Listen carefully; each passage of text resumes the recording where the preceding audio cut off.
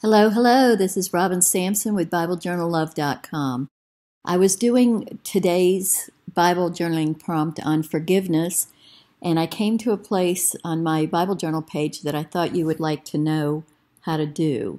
So this is my page. I'm doing the verse, "Behold how good and pleasant it is when brothers dwell in unity."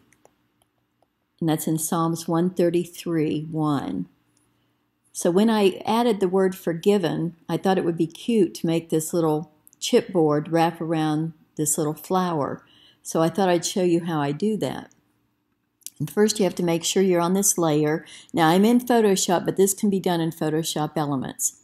What I do is after I'm sure I'm on this layer is I bring down the opacity quite a bit to almost 0. So I can barely see it, maybe a little bit more than that, about 20%. And then I go get my eraser tool. I'm going to zoom way in.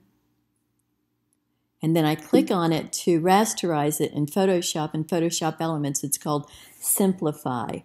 Now my eraser is huge, so I'm going to use my bracket, my left bracket, to either on a Mac or a PC to make it tiny. And then I'm just going to erase this little piece right here so it looks like it goes behind the flower. Now I'm going to raise the opacity up to 100, and it worked.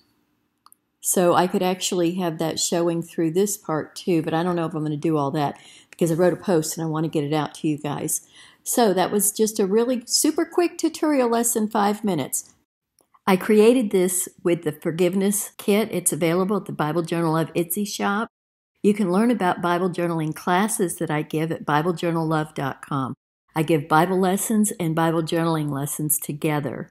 Get inspired at our Bible Journal Love Facebook group and get freebies when you like and follow the Bible Journal Love Facebook page. We post every Friday, free printables and free digitals.